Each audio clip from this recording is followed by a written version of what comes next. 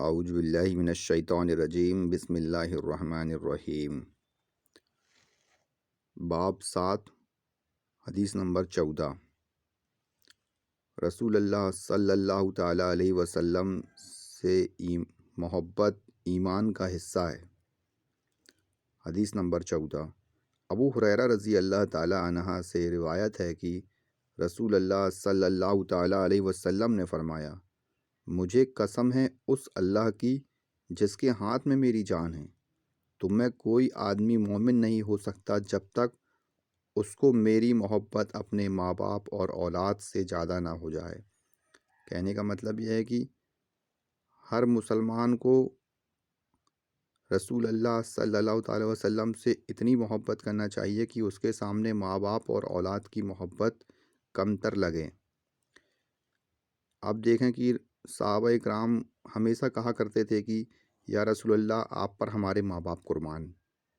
وہ اسی وجہ سے کہا کرتے تھے کہ آپ صحابہ اکرام اپنے ماں باپ سے زیادہ آپ سے محبت کیا کرتے تھے، اور یہی ایمان کا حصہ ہے۔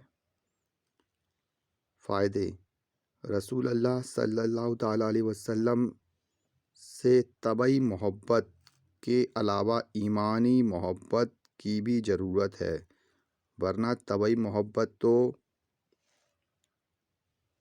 جناب ابو طالب کو بھی تھی لیکن اسے مومن نہیں کہا گیا۔ باپ اور اولاد کا خاص طور سے ذکر فرمایا کیونکہ انسان انہیں بے حد محبت کرتا ہے۔ پھر باپ تو پہلے کیا کیونکہ باپ ہر کسی یعنی سب کا ہوتا ہے، جبکہ تمام لوگوں کے لیے اولاد کا ہونا ضروری نہیں۔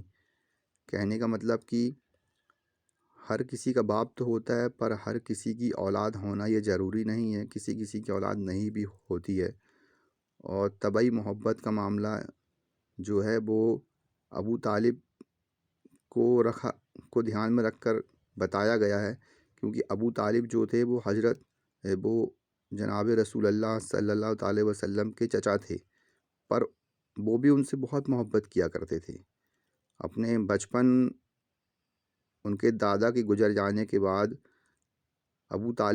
جناب ابو طالب نے ہی رسول اللہ صلی اللہ علیہ وسلم کی پرورش کی، پر وہ ایمان نہیں لایا اور ان کا خاتمہ کفر پر ہوا ہے۔ تو ایمان کا ہونا بھی بہت ضروری ہے، اس لیے طبعی محبت سے زیادہ ایمانی محبت کی ضرورت ہے۔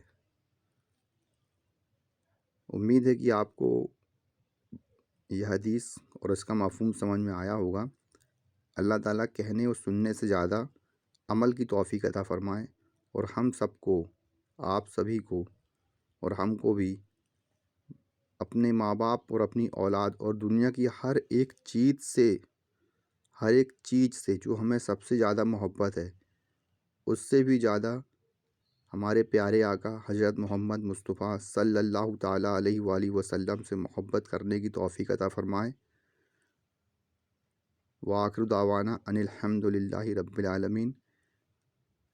کہنے یا پڑھنے میں جو بھی غلطی ہوئی، رب تعالیٰ اپنے فضل سے معاف عطا فرمائے اور کہنے سننے سے زیادہ عمل کی توفیق عطا فرمائے۔